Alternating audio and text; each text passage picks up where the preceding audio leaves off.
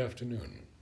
Today is the 29th day of January 2015, and we are once again with Alok in our series on Savitri. Welcome, Alok. We begin again the issue. Yes. I think it's a wonderful canto which not only sets the note to what is going to come, right note, it also introduces to us the whole mission and purpose of Savitri. It's not just an individual story, but the story of humanity, of the race, struggling against death, against suffering, against various kinds of ills that besiege us. And we love to do patchworks, so we try to control this, something else comes up, we control that, something else comes up. So what really is the problem? That's how the issue is about. What really is the issue about us? And if we know the issue, then we can find the solution. I think that's the central theme of Savitri. And we have a way of understanding human problem and the human issues, and based on our understanding we try to change systems, governments, machinery, law, and we try to solve the human problem. But the solution emerges only when we understand things rightly, and that's where I see that Aurobindo in this small canto, he brings to the foreground with utter clarity what is the real problem. And there are lines, even one-liners, which open up many doors. See this line, for instance, we'll go back and forth, but on page 18, how beautifully it describes the human paradox. It's a paradox. Paradox is because all that we aspire for, all that we hope and wish in our individual life and our collective life, very often our own actions are contrary to that. This is the biggest paradox. So we all want peace and we quarrel, we all want bliss and we are lost in the mazes of pleasure and pain. We all want harmony and we do everything that will disrupt harmony. So this is the paradox, and why it is there. Look at these 4 lines, page 18. In this enigma of the dusk of God. As we know, dusk is a meeting point of the day and the light and the night. Yes. This slow and strange, uneasy compromise. So, we use the word compromise, that, we have to compromise on so many things. But the real compromise is not outside. The real compromise is between our soul's aspiration and nature. Nature doesn't follow easily. And one option is that we leave nature and go into the supreme or nirvana or that ultimate reality or transcendent, whatever we may say. But that's half a solution. Really speaking, not a solution of the human problem. It's an individual door. But how to carry nature, this is the real challenge. And this is the challenge which Aurobindo brings to the forefront when he says, this slow and strange, uneasy compromise of limiting nature with a limitless soul. There are no limits to the possibility of the soul. It dreams of universal brotherhood. It dreams of equality. It dreams of freedom. It dreams of an ideal love. It dreams of unmixed bliss. It dreams of pure truth. It dreams for a perfect state of things. Now, Aurobindo capitalizes the N in nature. Yes. And Mother says nature is collaborating with her now. Yes, that's 1958. That's 58. But we have yet to see Yes. a large demonstration of it. No, that part is very interesting. Yeah. That part, the mother explained this message of 1958 in a wonderful way. She said what it means is that it is beginning to accept the new substance. So 56, when the supermind descended, before that nature was not even entertaining the possibility. It was saying, I want to go my way. I agree, there is a far off dream. Yeah. And that was reflected in the group life here. See, despite Mother and Shobindo's very physical presence, the disciples were so skeptic. Look at the question. So, what was it? Nature, not ready. No, sir, you are doing something, saying something which even the Vedic rishis did not say. Sir, are you pulling the tail of the supermind? Have you reached anywhere? Is it going to come down? Are we going to witness it? What is it? 101 questions. Yes. Yes. Because nature was not collaborating. Then Sri Aurobindo absorbs all that poison into his being. As the mother said, he literally, lost his eye in the process of writing letters to the disciples. Something so strange. So, you see, as the mother said, he lost his eye in the process of writing and clearing everybody's doubts. But the doubts were there because nature was not ready, nature was not collaborating. And eventually he absorbed all this resistance into himself to make the passage clear, smoother. And 56, the descent takes place. 58, the mother says that nature has begun to collaborate, consented. Right. And then she says what it means is that she has accepted the new substance, the supramental substance, and therefore every child who is going to come will carry a little bit of this, like a new chip, inbuilt, ingrained. And so now you see, now people are not only accepting, sometimes they go overboard that it's happening now, it's going to happen now. But it's better than, the other proposition where, there was resistance. Now, why are they accepting? What has changed? Has anyone seen the supramental? No. But nature has accepted. And children are going to come. They will spontaneously believe in a new age, a new society, a new world. And they will work towards it. Doesn't matter whether this work is ignorantly done or whichever way it is done. Because obviously it's an evolutionary passage, evolutionary struggle. Nobody knows exactly how it will take place, but it will take place. That conviction is born in human heart. And I think that's a big sign. So on one side, there is the limitless soul with its highest possibilities, but on the other side, nature, which is limited. Let's take another example. And it's very, very often people say, okay, I'll pray and I'll get well. Simple example. And many pray and get well, many don't get well. So people wonder why this happens. And Sri Aurobindo beautifully points out, look, the soul may be very open, the mind may also be open, the heart may be open, but the body may not be responsive and receptive. Yes. Now this is a challenge. We see great sadhaks like Pavitrada suffering from leukemia and people don't understand. Well, the human body is still having too much of ignorance in it. And till this changes, still nature can also keep at least some pace with the soul. The change cannot, be really noticeable. I'm reminded of an Indian image, sometime back in the past, 40 years, 50 years back.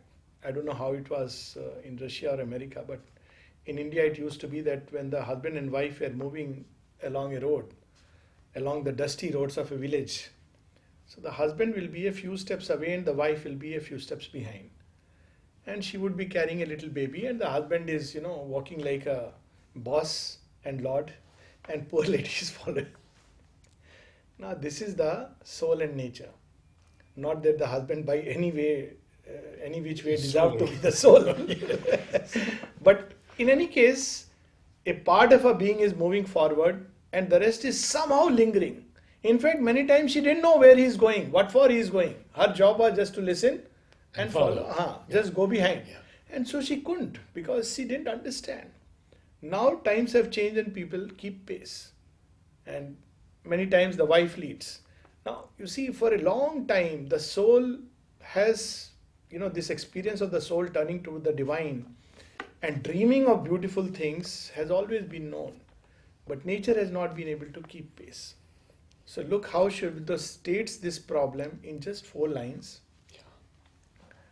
In this enigma of the dusk of God, times of transition, this slow and strange, uneasy compromise, this is the cause of our unease, which manifests as various disease and symptoms, pathologies, individual, physical, psychological, social pathologies. This is the unease. Nature and soul are at tandem with each other. Of limiting nature with a limitless soul, where all must move between an ordered chance and an uncaring, blind necessity. These are the 2 powers that are playing the game. Ordered chance, where it looks as if it is chance, but you can see there is a hand leading things. Ordered chance. Yes. On the other's, blind, uncaring necessity. It breaks a body at will. Yeah. It's not bothered. Oh, he was such a wonderful person. Doesn't matter. He was an ethical being. Doesn't matter. Yeah. He was an aspirant to yoga. Doesn't matter. It slays at will. Although death walks beside our life, Aurobindo says that. A dim bystander at the body's start. Yeah. But it slowly picks up pace, and its time comes when you just wonder, is really something like a divine will behind all this? And the mother says that in the physical events of our life as they are today, outer life, there is no free play of the divine will. It's a blind, uncaring necessity. You have to create a balance. Done. Even she talks about death, that they have a wonderful organization and a certain number of beings have to be taken away, because that's how the balance of creation is. And they go and knock at doors and see whoever is ready and you are up. Yeah. It's not like, okay, let's see whether, this person, if he goes away, what will happen to the family, what will happen to the children. Yeah. Even yesterday we had this, Jammu and Kashmir, see the paradox of blind, uncaring necessity. Yeah. This colonel who has been shot by the terrorists. Look at the paradox of life. That 2 days back on the Republic Day, he had been awarded the Yuddha Seva medal, being a valiant warrior. Yeah. And what was his method of, dealing with the terrorists? He would not just kill, he would try to change their heart. And if he had to be confronted, he led from the front, and of course, combat and killing takes place in army. And this time, when again he led from the front and 2 terrorists said that they are surrendering. So he said, all right, welcome. Yeah. But this was a ploy, and as he came out, they shot him. Yeah. Now, if you look at it, it's very strange. I mean, a man noble by all accounts. Yeah. He deserved to live. Children are crying, parents are crying. Whereas there are others who are anointing the terrorist, and they are alive. Yes. In their late 80s and 90s. So look at this paradox. Blind, uncaring necessity. And there's the line, for nature walks upon her mighty way, Yes. uncaring, Yes. when she slays a soul, a life. Yes. So that's the issue. And an uncaring, blind necessity. But why that happens? You see, Aurobindo gives us in a key the whole problem. Too high the fire spiritual dare not blaze.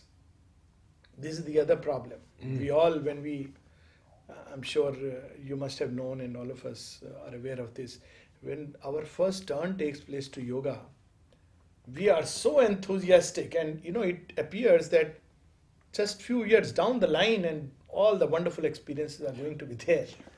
And they do come. But the change, the crux is the nature. It doesn't change so easily. So after a while you get involved with the change of nature. Now, it's possible that these experiences one can grow, develop, and eventually leave everything and go away. But that is not the solution. So nature binds us, draws us back, in a way reminds us, look, please don't neglect me. Please don't ignore me. We have to carry her together. This is the most ancient of weddings, soul and nature. Yes. And you can't run away. But the fire spiritual, Yes. he says. Because if it blazes too much, nature will just, Body's gone. yes, body is gone. And even, body is gone if one goes into a kind of, state of samadhi. And it can, whole nature can be turned topsy-turvy. Sri Aurobindo says that, yogis can enter into states not only of cataleptic trance, but also in mad, unmat state, or like a child, or they can become like a ghaul. He uses this word. Or jadvat, like a stone. Jadvat, unmatvat, pishachvat, like a ghaul. Balvat, like a child. There are yogis who would kick, throw stones, because nature is not able to, really receive that boundless freedom of the spirit. And that's why many times the mother says it's not good to convert anyone. Yes. Because if nature is not ready, people will just suffer, nothing else. And we see this all over the All world. over the world. With the conservative Yeah. religions. Absolutely. They will get something and understand nothing of it. And they will turn it into a kind of a dogma which will end up being disastrous. Look at right now, we have the ISIS. Yes. In the name of equality, in the name of service to God, Yeah. in the name of brotherhood, We had the Crusades. crusades. Everywhere we Everywhere. see, sects fighting, warring with each other. And for what? And all in the name of God. So unless the mind, the heart, the nature in general is ready for that great ascension, we cannot take up this. So this is the big problem which Sri Aurobindo states. If once it met the intense original flame, an answering touch might shatter all measures made, and earth sink down with the weight of the infinite. Extraordinary lines. And Sri Aurobindo reminds us why in India there was the institution of sannyasis. So everybody revered the sannyasi, but he had to be outside the pall of society. Why? Because he had a dangerous freedom. He had no moral, social, ethical standards because he had broken free. But then the danger was that society is not ready for that. For the society there was dharma. Be a sattvic person. Now if in the society, if somebody just tried to imitate a sannyasi's behavior without having the same consciousness, it would be a chaos and disaster. Yes. Later on also we have in the vision in the boon that my fire and sweetness are the cause of things, but too immense my danger and my charm. Awake, not the immeasurable descent, earth might sink down under the weight of the infinite. So this is the danger. If the earth is imperfect, it will break down. And it has happened. There are so many instances on the way. So this is the big challenge. When mother had gone, in fact, beyond the supramental descent. Very often people talk of the supramental descent. But the real goal is Ananda. Sri Aurobindo says that in one of his letters to Dilip Kumar Roy, that to bring down the divine love and Ananda is the real goal. So what is the reason for the supramental descent?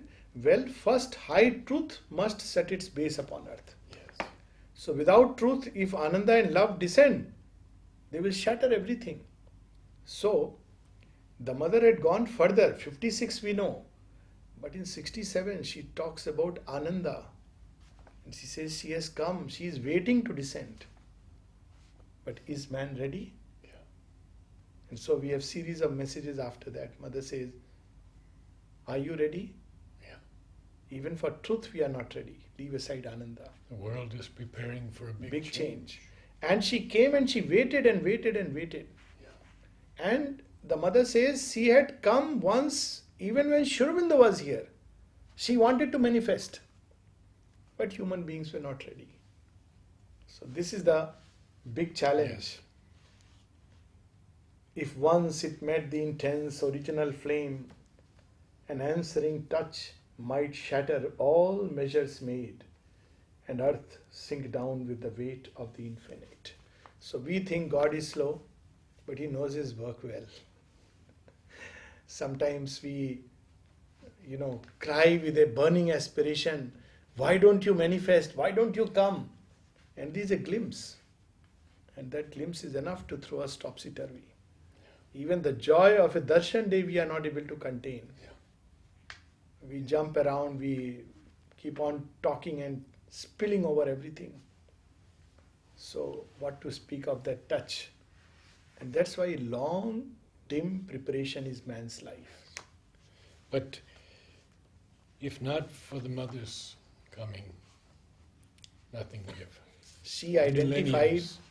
she is the supernature, the higher nature, the divine source of all things. That knowledge, that power, that bliss, identified with this ignorance, this mixed stuff, so that she could redeem it. Otherwise, it was not possible. Yes. And she took it all upon herself and uplifted it. And then see how beautifully he describes the problems of living here. The problems are not just water, electricity, house and food. Well, they are very basic things. And if they are there, wonderful. But the real problem is something else.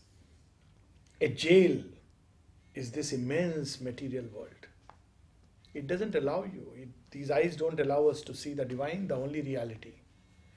These ears don't allow us to hear the divine voice, the rhythm of the worlds. We hear all kinds of things except that. So a jail is this immense material world, and we are very happy, and we love to make this jail more and more strong. So that's the beauty of this jail, that it's not just a jail. As mother says, that it's bad enough to have ignorance. What is worse is that we are happy with this ignorance. So there is a double jail. It makes us feel comfortable and puts us in a state of inertia and doesn't let us go forward. So the old cliche, ignorance is bliss. Absolutely, because it means no effort. Yes. And we all like to be in our comfort zones. That's why pain comes. Pain is the hammer of the gods to break. It actually comes to break the bar of the jails so that we can be freed. But we go further, crouching backwards. A jail is this immense material world. Across each road stands armed a stone-eyed law. You want to go anywhere, you want to grow in consciousness, no, not allowed. 100 questions, doubts, fears, attachments, desires, everything will come suddenly as if from all sides. It doesn't allow. At every gate, the huge, dim sentinel space, the sentinels, Aurobindo speaks of them, doubt, despair, denial. These are the sentinels. They don't allow us to go. So they wait and they don't allow us to move forward. A great tribunal of the ignorance, an inquisition of the priests of night. So we were talking about it. An inquisition of the priests of night, who believe that they are priests of light. Nevertheless, in judgment sit on the adventurer's soul. Yes. They forget grace. So they don't let you pass. Tell me the list of good deeds. Good deeds? Okay, we'll give you heaven. And the soul is lured. bad deeds will send you to hell. But in fact, there is no heaven and hell. Once Swami Vivekananda was caught by a priest in US, and he said, you know what, you are a non-believer, so you will go to hell.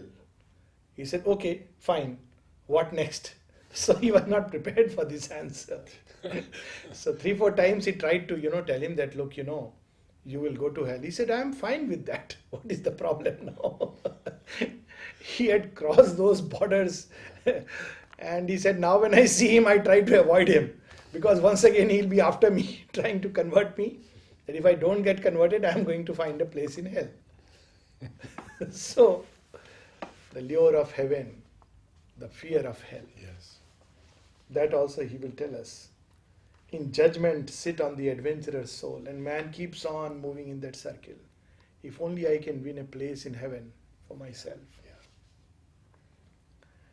And the dual tables and the karmic norm, the good and the bad. And we keep seesawing like a seesaw. Good, you are given rewards. Bad, punishments.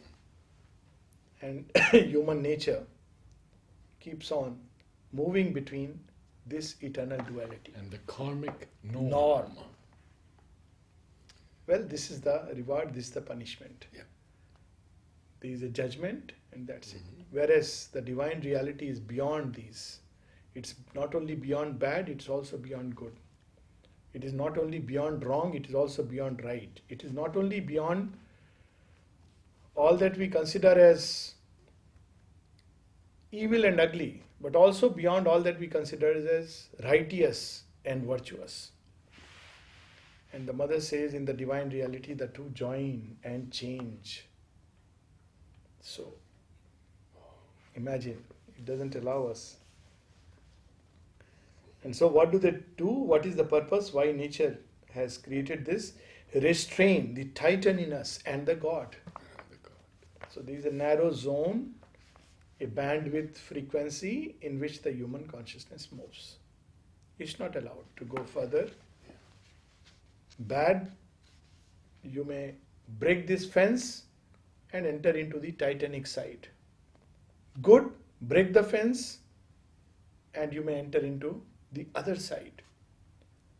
So this human frequency is given to man that you have to move in this zone. Like, aircrafts, they look like they are in the sky and they are free, but they are not free.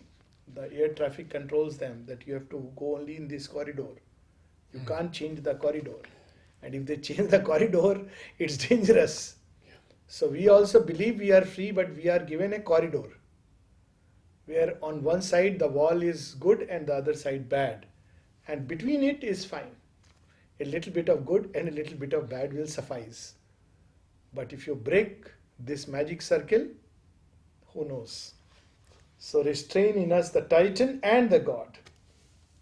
Pain with its lash, joy with its silver bribe, guard the wheels, circling immobility. So everything changes is a law, nothing changes is a fact. Because they forever end up repeating the same endless cycle. And this wheel, in years ago, there was a song, Ezekiel saw the wheel in a wheel, the great wheel run by the grace of God, and the little wheel by man. Wow. So they saw this. Wonderful. Yes, of course. Yes. The Jagatyam Jagat of the Ishopanishad, the motion within motion. Yes. And the original wheel is, of course, the wheel of God. Yes. Yes. But there are so many other individual wheels, and they are not aligned to this real rhythm. So when they are not aligned, they create friction and grate, as it's mentioned in the agenda several times. But when they are aligned, it's perfect, it's harmonious. But that's the big problem. Have you seen anything in the term silver bribe? It's very interesting. Very interesting. There's a whole story about it. Yes. The 20 coins or Yeah, something. pieces of silver, Yeah, yes. Judas, story of Judas, where Yes. 20 coins he sold. Joy with its silver Silver bribe. bribe. Huh? You sell your birthright.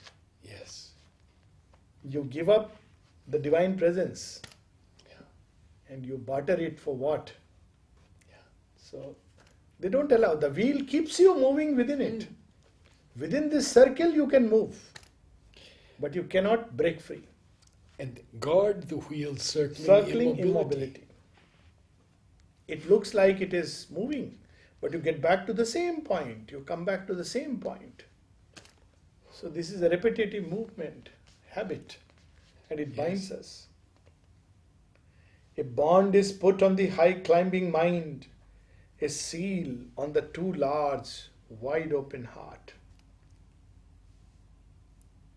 Death stays the journeying discoverer, life. And even if these two don't take place, ultimately death will come, knock the gates. The physical body runs out after a period of time. And we know how Mother herself, even physically, was pacing with death. She says that, we must find a way to prolong life. This is one of the first things that mankind will discover. Before we can talk about physical immortality. Death doesn't It's allow. prolongation of life. Yes, because it has programmed the cells. The cells are programmed genetically. So every species has a certain lifespan. For instance, human beings have an average lifespan of 85 years. Now you see, there was an age when people were dying prematurely because of diseases. Yes. As an infant and as an adult. 35 was an 35, old age. Yes, 35 was an old age. So people by various scientific means have brought it up to this. But now there is a barrier. Because nature had programmed till then. He said, okay, I'll allow you. You see the wheels circling immobility. You reach that point, you again hit back the same point that there is the wall of death. At some point people believe that, one day we will find all the ways and means. We would have got rid of all diseases and found the secret of death, and we will not die. Nobody knows why invariably with each change the body begins to deteriorate little by little, little by little. And the mother at one place says, this is what I find this kind of a physical suffering most intolerable.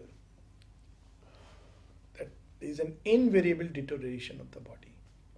Why? Because genetically programmed. There are many issues in it, of course, errors which are inbuilt in the whole mechanism. So death is a perfect organization. But to live all these years without change, what does Sri Aurobindo say? No new edition of the old fiasco. Yes, absolutely.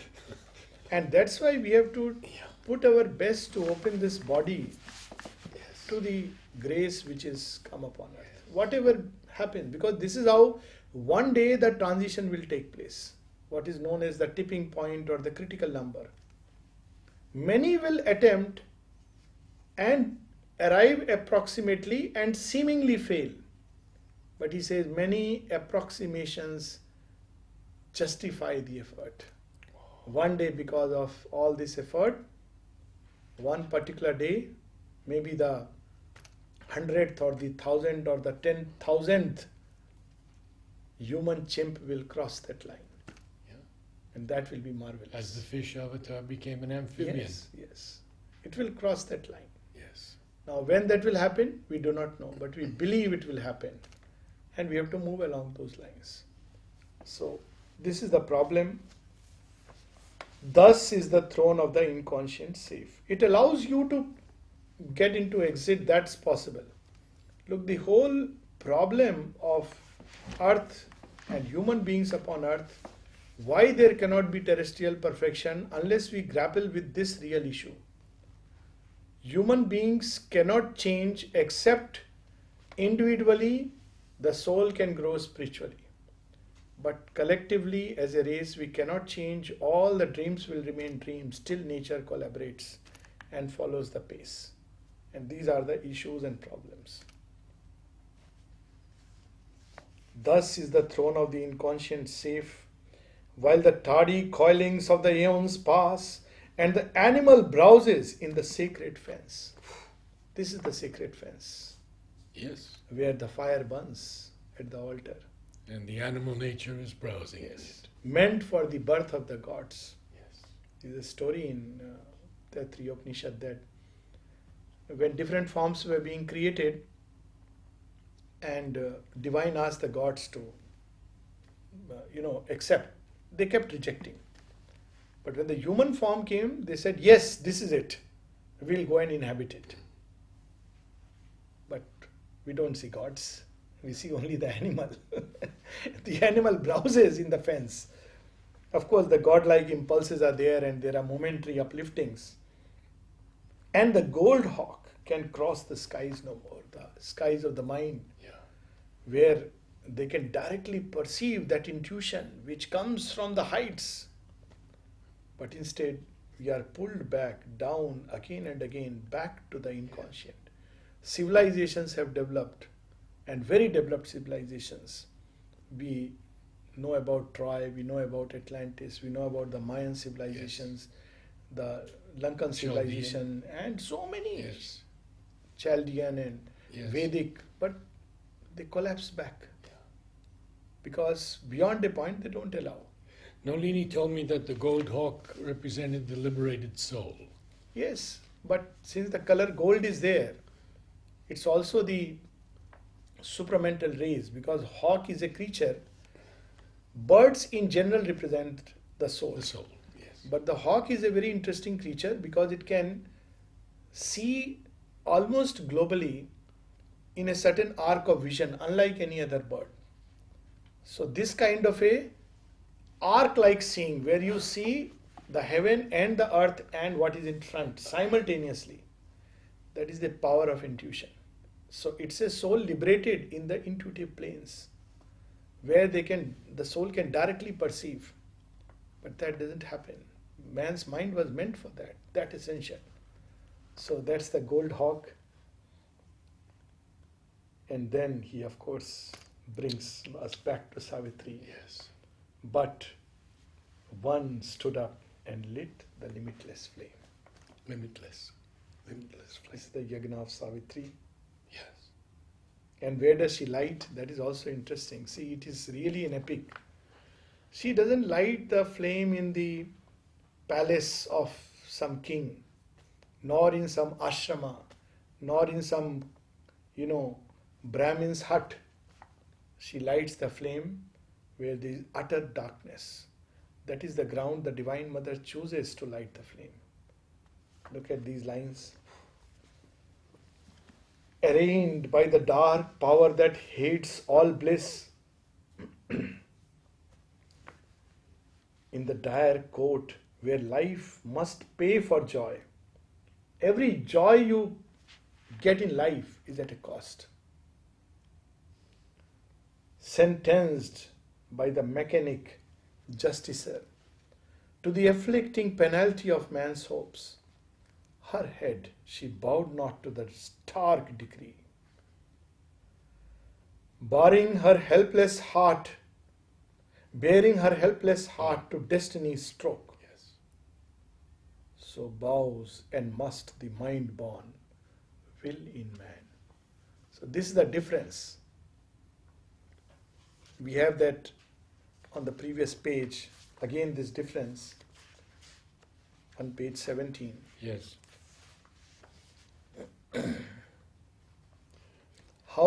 Why, the divine has to go through this. And in a certain sense, all who come with a aspiration and will to change the scheme of things here, they must go through struggles and difficulties and challenges.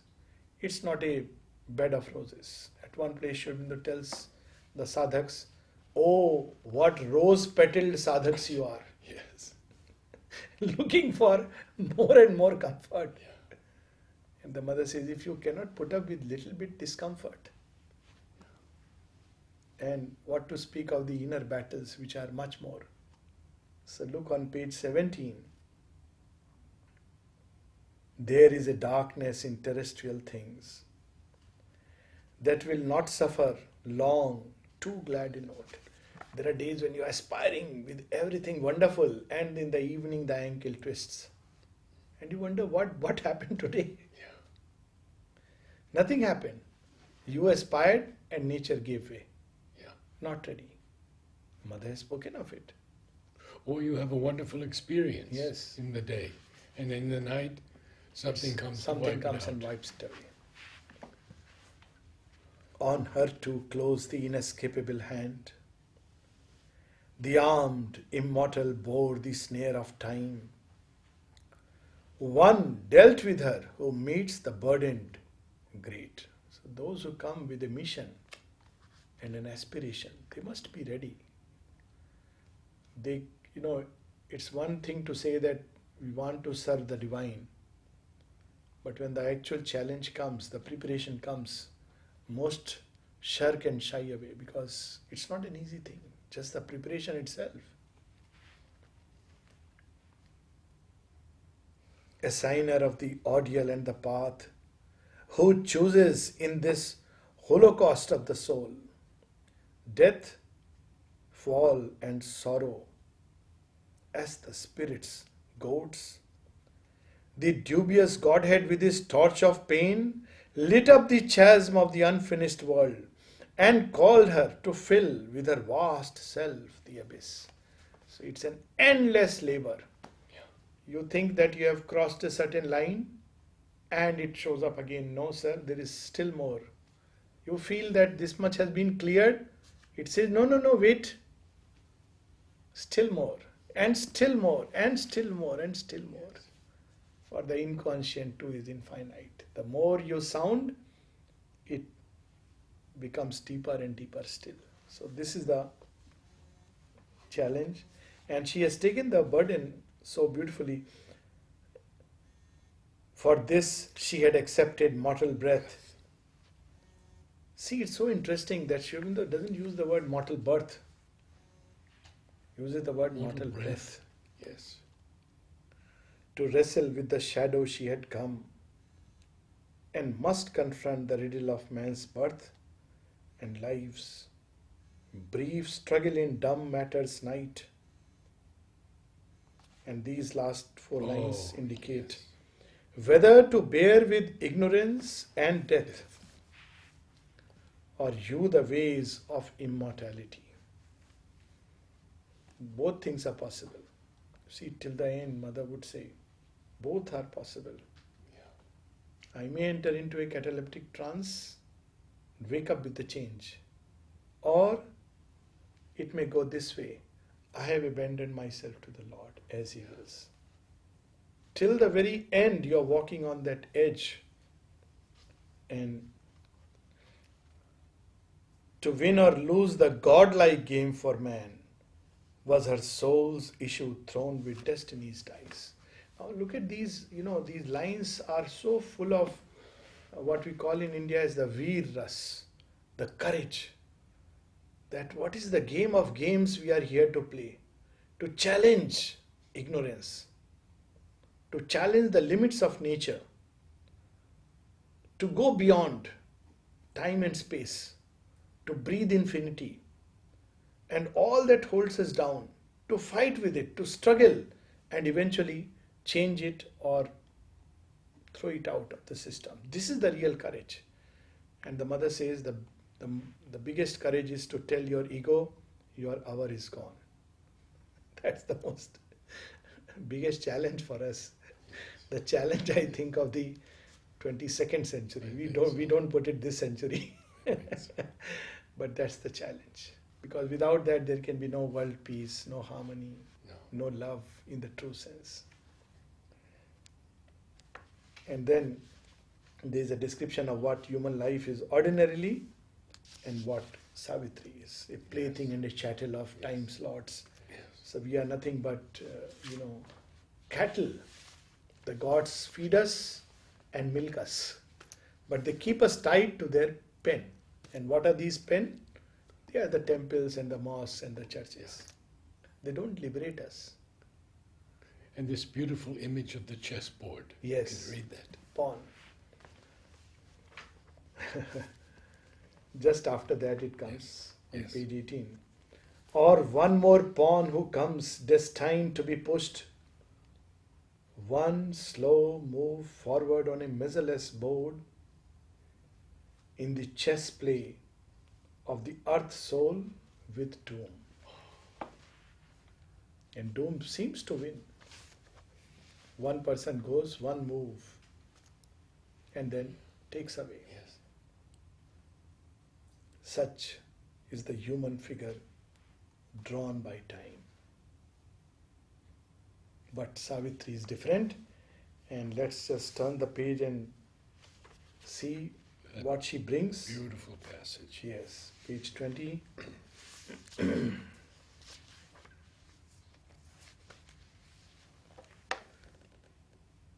A heart stood in the way of the driving wheels.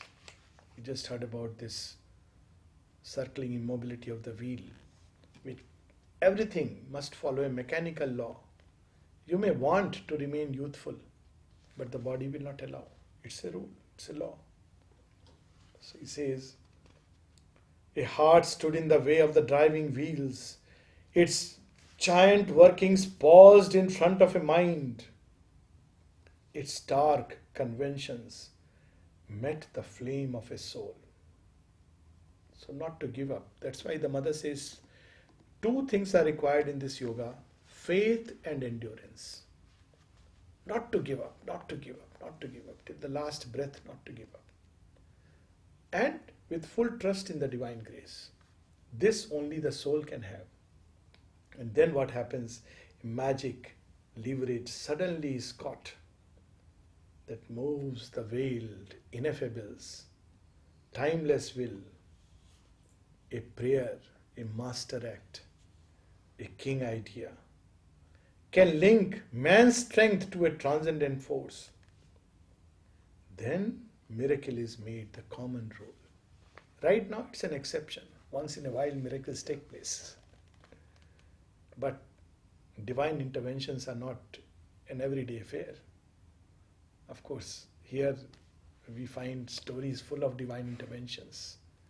I think Mother and Aurobindo, and as we grow in closeness to them, we see life becomes a perpetual miracle. But miracle in the truest sense. When Mother was asked, did Aurobindo make use of the powers to perform miracles? Why didn't he use? In fact, the disciple asked, why didn't he use? So Mother says, of course he did, but he did many miracles in the mind, which people don't notice. You are agitated, troubled, besieged with difficulties, adverse circumstances. Go to the Lord and He fills your mind once again with peace and hope. That's a miracle. It's an inner change. It's not that the circumstances always change. They may not. But you are filled with that peace and joy, which is the most precious thing on earth. And moment's contact. It's not that after years of tapasya. So it's a miracle, a prayer, a master act, a king idea. Then miracle is made the common rule. One mighty deed can change the course of things. A lonely thought becomes omnipotent. Even if we can live with one idea that the divine is here, in all, in everything, there is nothing else but Him. I think it's a mighty idea, king idea.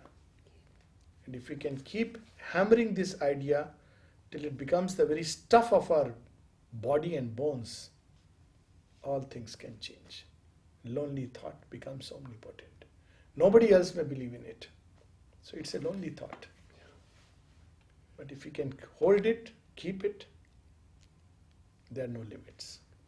In the synthesis, you'll know that wonderful passage. All that is He. Yes. And He is the more than all that is. All that is. And we, though we know it not, are being of His being, conscious with a consciousness drawn of from his his. cause. That's Yes. right. So I think we will close with Yes. these 4 lines. Mm. Why don't you read with your lovely magical voice? Which lines? A magic leverage.